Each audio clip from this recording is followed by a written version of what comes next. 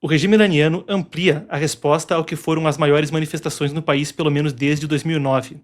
Com uma campanha, relata-se, de confisco de propriedades, fechamento de empresas e processos judiciais contra figuras públicas. Isso é um movimento que se soma à repressão policial e ao controle de informação.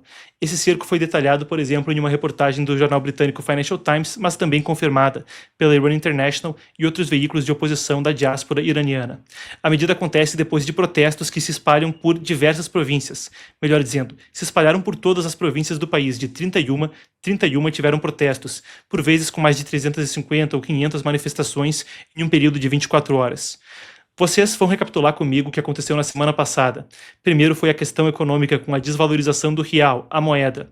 Depois, uma questão que se expandiu para a insatisfação com o totalitarismo da República Islâmica do Irã, que desde 79, após um golpe que instalou um regime radical islamista no poder, se vive uma tirania plena.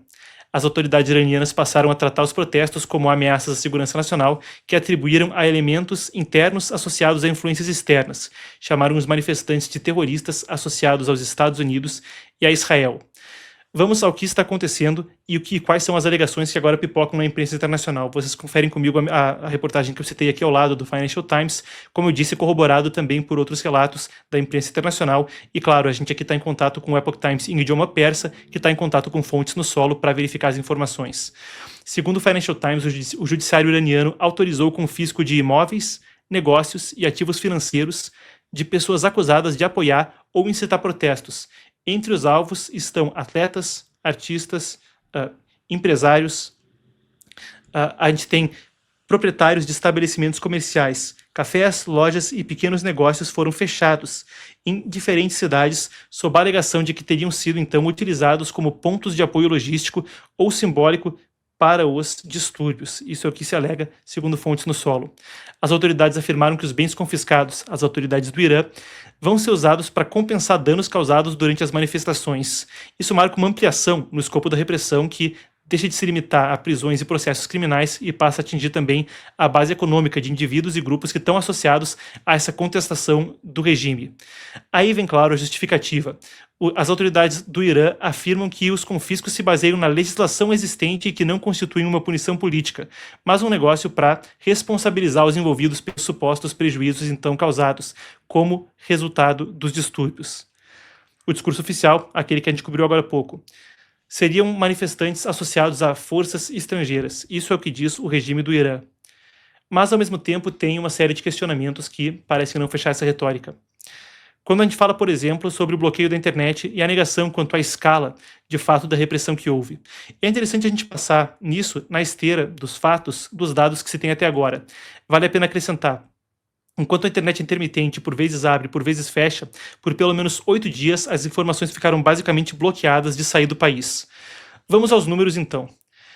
No Irã, se fala em 4.519, segundo dados da HRANA, Human Rights Activist News Agency, ou Agência de Notícias de Ativistas de Direitos Humanos.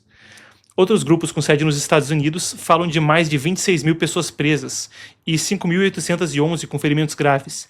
A Iran International fala em 12 mil mortos, um veículo londrino fala em até 16.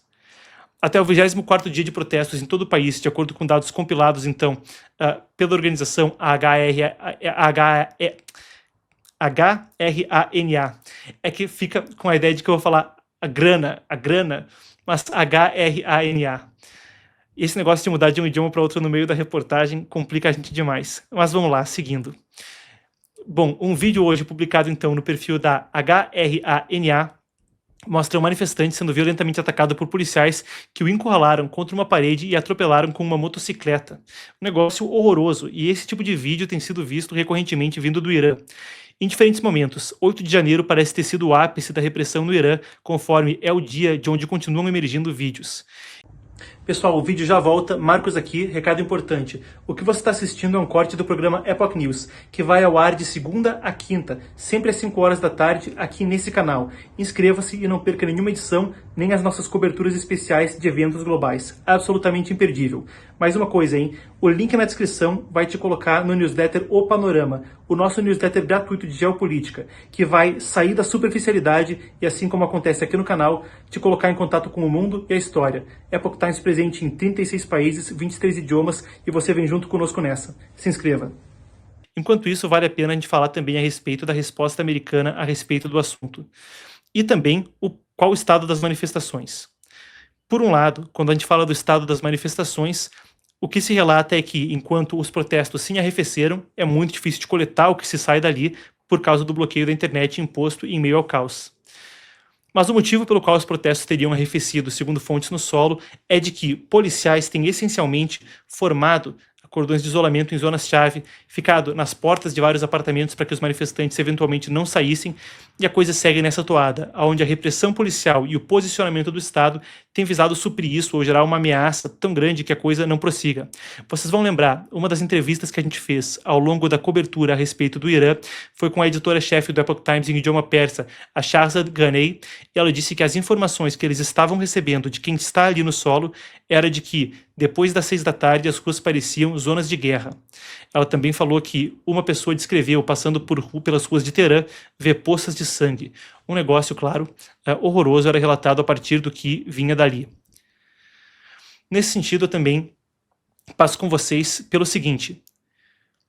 Em um episódio relatado pela Iran International, um funcionário em exercício do Ministério do Interior, então um funcionário do regime iraniano, deixou o país e declarou apoio aos protestos. Ele relatou ter presenciado o uso de força letal contra civis e descreveu um ambiente de controle militarizado em várias regiões, corroborando então o que se relatava a partir das fontes no solo. Uma mensagem de voz dele foi divulgada, foi lida em voz alta por um ator para proteger a identidade dele. A gente tem aqui então mesmo a mensagem dele, vamos conferir. Eu sigo com você, a gente consegue ler aí o que está nas legendas em inglês. Fala basicamente o seguinte, pessoas realmente não conseguem fazer, melhor, se a gente puder voltar, podemos colocar em tela cheia para facilitar também a leitura. Vamos lá. Ele fala o seguinte, as pessoas realmente não conseguem fazer mais nada.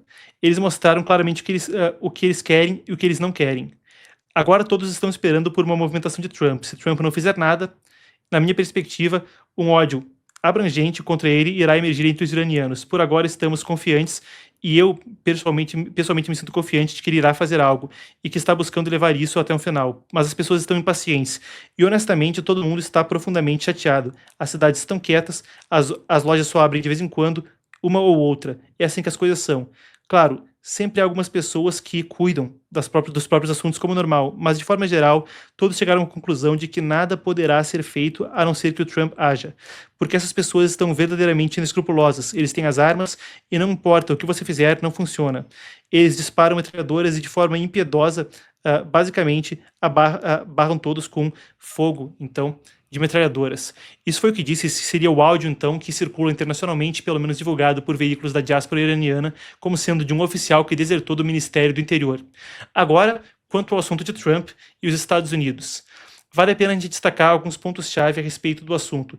Quando a gente fala disso, a gente pode destacar o que vem de informações em veículos americanos, apesar disso não ser confirmado oficialmente. Então tem esse condicionante, isso vem de fontes anônimas falando a jornais dos Estados Unidos. Aqui a gente sempre faz essa distinção para você entender a fonte da informação e formular a sua própria opinião, tendo tudo isso em consideração, certo? Mas oficiais anônimos dizem ao Wall Street Journal, à agência Reuters e a outros veículos que Trump estaria muito perto de fato ter realizado um ataque na semana passada.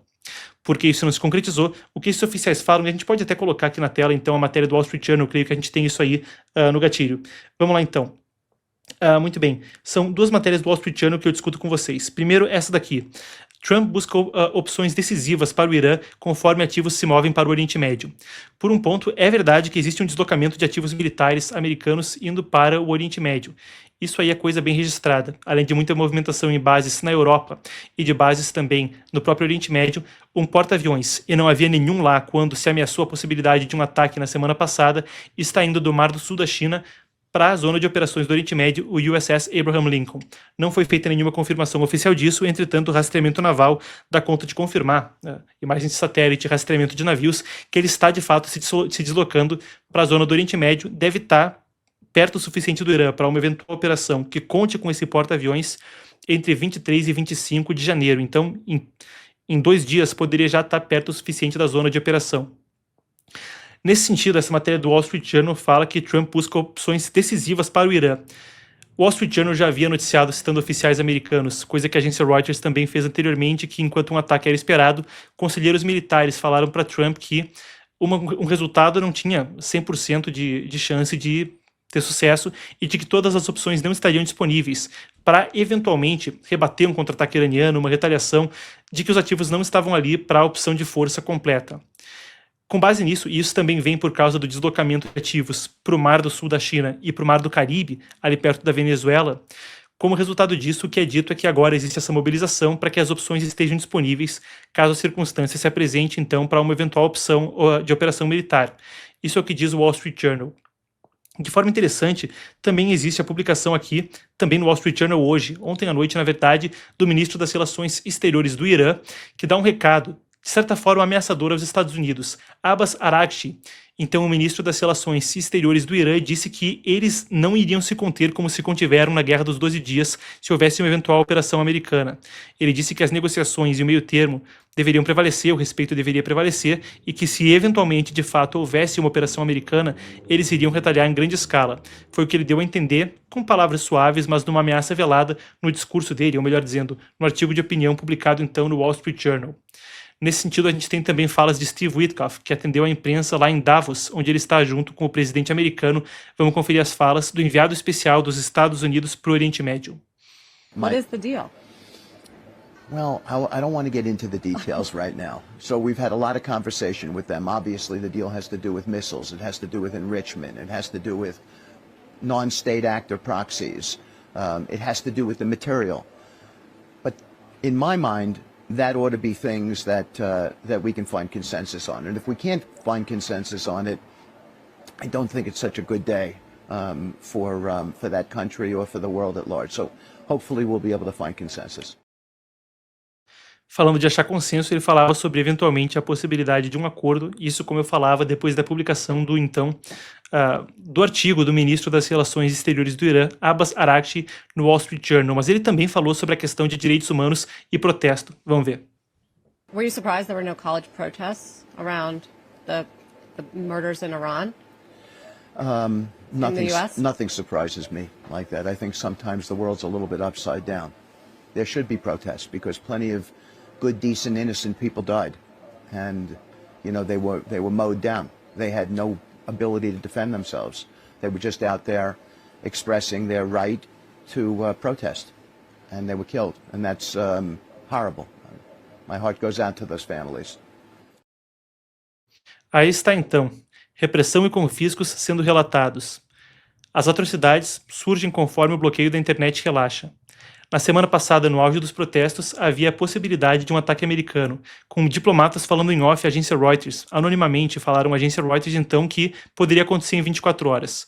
Trump depois disse que execuções foram postergadas e por isso ele não agiria no momento, mas todas as opções estavam na mesa. Aí, as notícias de fontes anônimas de que todas as opções não estavam disponíveis militarmente. Agora um porta-aviões vai para lá e também há a mobilização de outros ativos na Europa e em bases no Oriente Médio. A gente aguarda para ver o que o destino aguarda para o Irã.